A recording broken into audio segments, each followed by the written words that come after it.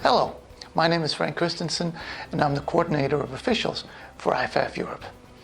In today's training tape, we're looking at personal fouls, late hit, and the specific type that deals with the sideline, so late hit out of bounds. And we'll look at some plays and see what is enough, what isn't enough, and how do we deal with these situations. But before we get there, let's have a look to see what the rulebook and the MOFO have to say on this topic. In the rulebook, we go to 7917, late hit out of bounds. A, there shall be no piling on, falling on, or throwing the body on an opponent after the ball becomes dead. B, no opponent shall tackle or block the ball carrier or simulated ball carrier when he's clearly out of bounds or throw him to the ground after the ball becomes dead. And C, it is illegal for any player to be clearly out of bounds when he initiates a block against an opponent who is out of bounds. The spot of the foul is the point on the sideline nearest to where the contact occurs. In the MOFO, we go to 3-3 contact fouls. Number 10, late hit. Be more likely to call it the later the hit or the more severe the contact. Slight contact immediately after the ball is dead should not be called. B, any deliberate push against the ball carrier out of bounds is a foul. C, use of the helmet is a foul even if only slightly late. And D says, when a ball carrier is near the sideline, contact that occurs before the ball carrier has a foot down out of bounds is a legal hit. And finally, E says, when a ball carrier is out of bounds but continues running down the sideline inbounds, any subsequent hit is legal provided he has not eased up and the whistle has not blown. And that was the book. Now let's go to the game film. In this first example, what we'll see is obviously a hit out of bounds, which is what we'll see in all of them. But here, the runner goes straight for the sideline and even eases up a little bit, and then clearly out of bounds, B1 decides to knock him down. This is something that we need to call, and you know, it's one thing to run up the sideline. We'll see some examples of that, and then step out of bounds right before the hit. But here, I think it's fairly clear that the runner is going for the sideline, so everybody knows where he's going to go out of bounds, or at least has everybody has a good indication of that. And then when he's hit out of bounds, well, then we're going to be more strict on this. And really, both the wing and the deep wing here would have a chance to see this, or a very good angle to see this. So ideally, it'd be nice to have 2 flags on this. Here's a similar play with a slightly better angle compared to what for example, the deep wing would be looking at. We've got a play going out of bounds, and you know, once the runner takes his cut there, we know where he's going to go out of bounds. He's reaching the ball out, but he's running straight towards the sideline. So any hit, which here happens almost a yard or 2 out of bounds, we're going to be strict on. And this is certainly an unnecessary and a hit out of bounds that we want to avoid. So we get this flag from the wing. We could also have it from the deep wing. There's really nothing else. There are no blocks. There's nothing else for the deep wing to be looking at this point. So we should have 2 sets of eyes on the runner, and both officials have a very good angle at where this happens in relation to the sideline. So 2 flags here would be good.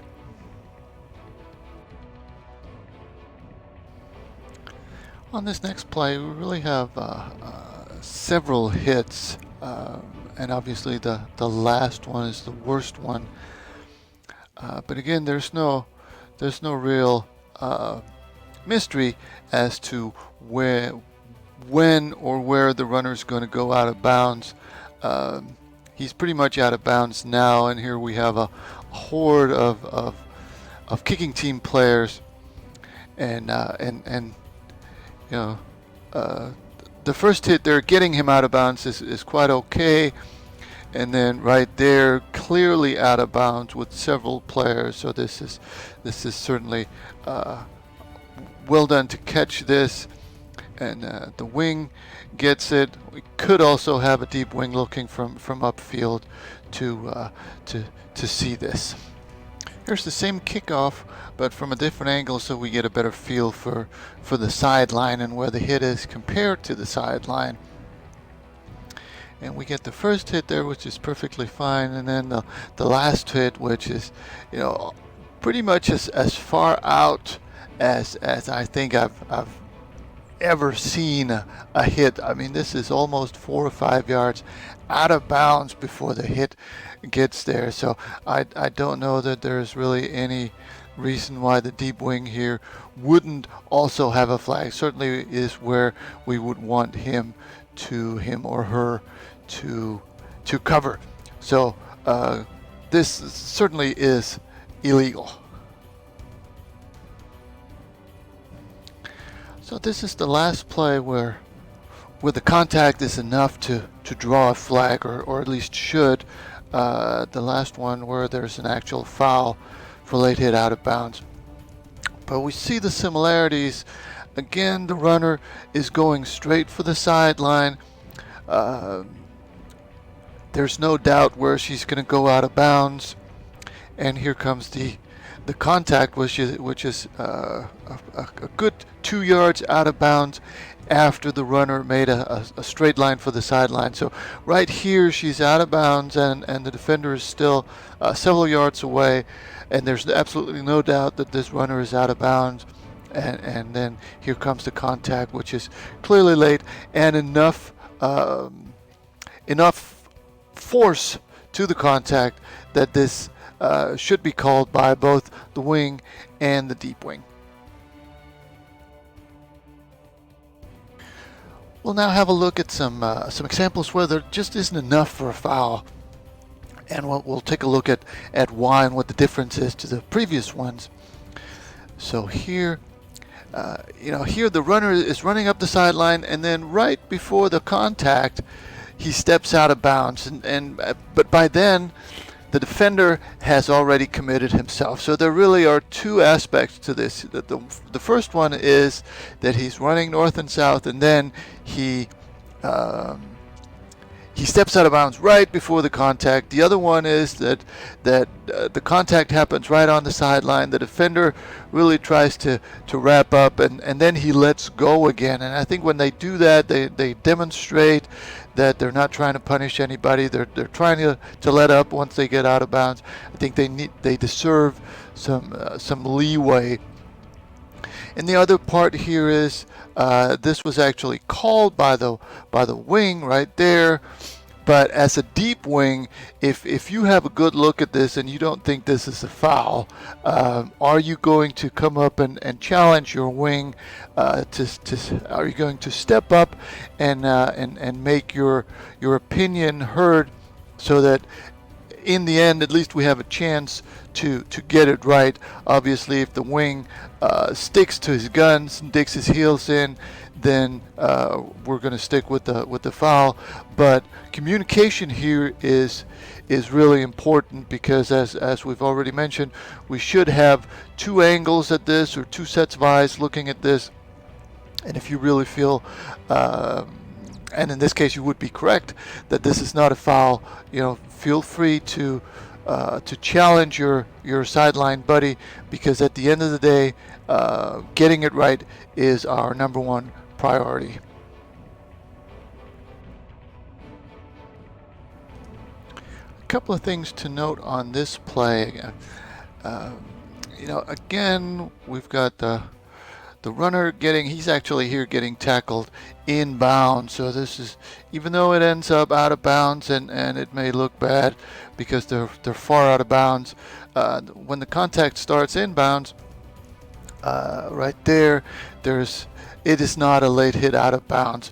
One thing of note here is that when they end up out of bounds, it's a good thing to have good out of bounds coverage.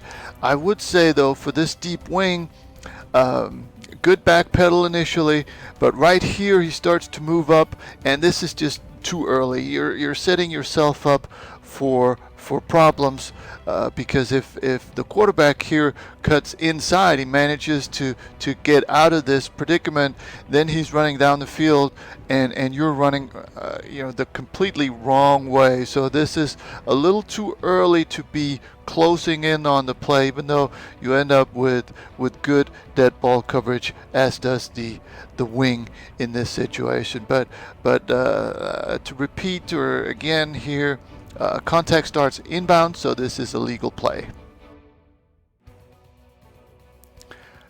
A couple of things of interest to note here, but first we have to get this quarterback. He's going to run around for a while, but now he gets to the sideline, and then he gets hit and he gets dragged down, and the wing calls this. A couple of things to note here.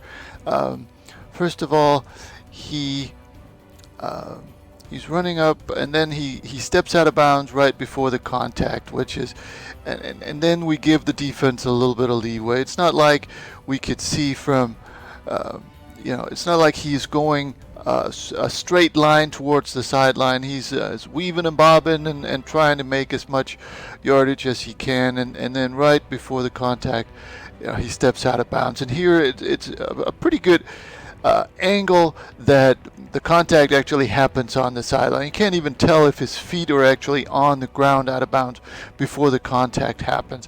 And then the second part is, one thing is the late hit out of bounds, if it actually is out of bounds. The other thing is, even if it starts inbounds, if there's a second act out of bounds like this, then we could talk about a foul. However, this is not a second act out of bounds. This is just a continuation of the tackle. I mean, what is the defender going to do? He can't not fall down here. So this is not a second act. For there to be a second act, then we would want the defender to be standing up here in perfect balance, and then throw the quarterback to the ground. Then we could talk about a late hit out of bounds. But here, there just isn't enough, and this happens, if not inbounds, and certainly close enough to the sideline that this is a legal play. And again, if the deep wing sees this, feel free to take responsibility and come up and challenge the wing on this call.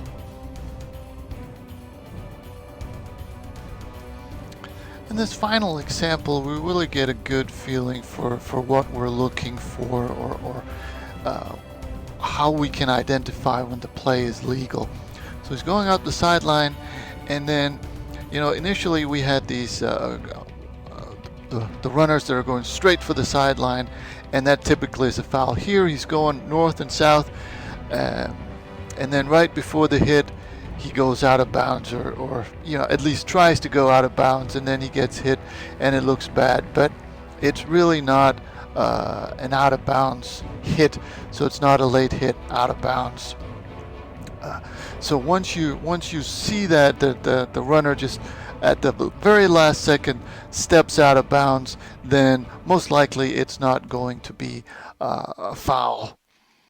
The last thing on this video is, if you look at the signals from this line of scrimmage official, this wing, it almost looks like an incomplete signal, where we really want the arms to come up higher over the shoulders, so it looks like stopping the clock signal instead of a almost half-hearted incomplete. In comparison, the referee's signals are much higher, where the wing is about face height. The referee has his hands much higher. But again, once the runner just takes that step out of bounds to try to avoid the contact, this is not what we want in a personal foul late hit. And that was the training tape. I hope it made sense, and I hope you found something you can use on the field.